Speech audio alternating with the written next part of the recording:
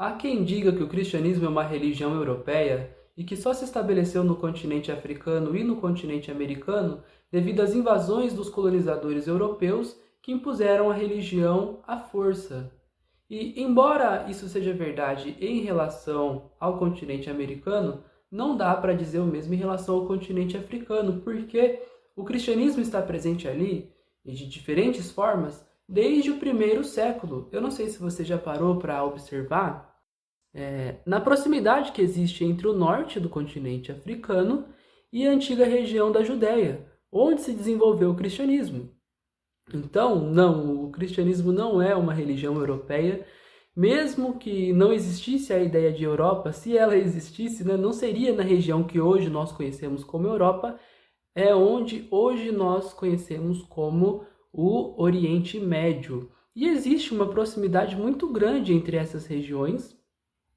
Aqui em cima tem a Europa e os principais países, tá? Inclusive Roma. E sempre houve essa interligação entre essas regiões que facilitou que o cristianismo fosse disperso no interior do Império Romano, não apenas para a região que hoje nós conhecemos como Europa, e que não existia a ideia de Europa na época, mas também em direção ao Oriente e também em direção ao continente africano. E não apenas se estabeleceu de uma maneira centralizada ali em Alexandria, mas também foi descendo, inclusive para uma região conhecida como a Núbia Antiga. E pouca gente sabe que, inclusive, houve uma região no interior da Núbia que foi oficialmente cristã no início do quarto século, na primeira metade do quarto século, em Axum. Então, nós estamos falando de cristianismos africanos na antiguidade, mais de 1000 anos antes dos encontros entre os europeus colonizadores com os continentes africano e americano. Mais de 1000 anos antes já havia cristianismos se desenvolvendo ali, e se tratando de Axum, ali se desenvolveu um cristianismo específico, é claro, com características tanto da espiritualidade local antiga, africana, e até mesmo do judaísmo, que também já havia chegado por ali, e inclusive sido apropriado pelas populações locais. No caso ali de Axum, o cristianismo tinha o monofisismo, que era ali de Alexandria, mas também tinha suas características próprias. Por exemplo, os cultos tinham os tambores, que até hoje são presentes em muitos dos cristianismos africanos, e até mesmo o judaísmo era forte ali na observância dos sábados e até mesmo na distinção entre os animais puros e impuros para a alimentação. Então é um cristianismo africano e diferente dos mais ortodoxos, né, vamos dizer assim, mas lembre-se, até mesmo a ortodoxia é uma construção que se faz entre aquele que consegue se estabelecer devido ao poder, tá? Em oposição ao que é considerado herético, mas do lado de lá também existe a visão que vai enxergar este aqui, que é o ortodoxo, como herético, tá?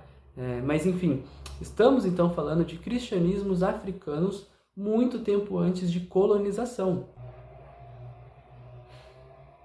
Também é importante lembrar que um dos maiores nomes do cristianismo, e mesmo do cristianismo hoje considerado oficial, é também um africano, o Agostinho de Hipona, que nasceu em Tagaste e se desenvolveu seu ministério principalmente no norte da África. Existem sim cristianismos africanos, nós é que muitas vezes não temos contato com eles, não sabemos, mas eles existem e, em muitos casos, muito antes, inclusive, das experiências que nós mais conhecemos hoje. E um pouco, então, dos cristianismos africanos e muito mais você pode encontrar neste livro, História da África, do José Rivair Macedo, da editora Contexto. Este não é um daqueles livros pretensiosos em que os autores prometem tratar da história da África.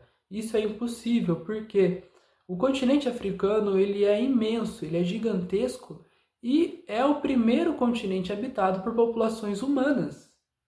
Então, a história do continente africano é imensa, a tal ponto que não é nem possível a gente falar, a não ser de uma maneira mais simplificada, em África, mas em Áfricas que existem, existiram e existirão nesse continente gigantesco, imenso. É por isso, então, que o autor optou por fazer recortes, e eu vou passar por alguns deles com vocês agora. Assim como muitos outros livros da editora Contexto, esse aqui não é acessível apenas em relação aos dinheiros, mas também em relação ao conteúdo.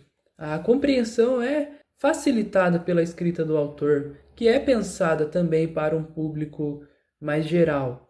Mas é claro, você vai ter que se esforçar para compreender o conteúdo deste texto, porque, de uma maneira geral, nós sabemos pouco de história da África e são poucos os livros que se pretendem apresentar uma introdução para a gente dar os primeiros passos no conhecimento de história da África.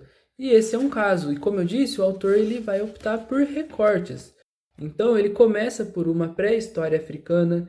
Esse não é um termo muito apropriado por motivos que eu não vou tratar nesse vídeo, mas ele vai tratar sim de temas mais recuados no tempo, das formações das populações humanas, lembrando, mais uma vez, o primeiro continente habitado por populações humanas, pelo conhecimento que nós temos hoje. Também vai tratar dos povos da Núbia e do Índico, vai tratar do eixo transsaariano, sempre houve muita movimentação dentro do continente africano. O mundo atlântico, que não é apenas um mundo de violência, é também um mundo de violência, mas é também um mundo de trocas.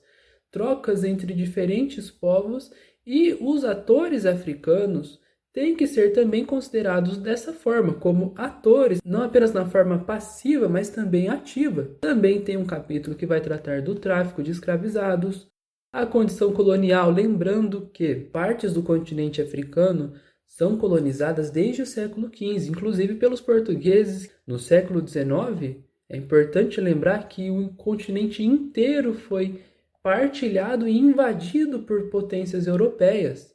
Apenas a Etiópia resistiu por um tempo, mas acabou também caindo no século XX diante de Mussolini, sem falar nas colonizações operadas por povos árabes que ocorreram desde o século VIII.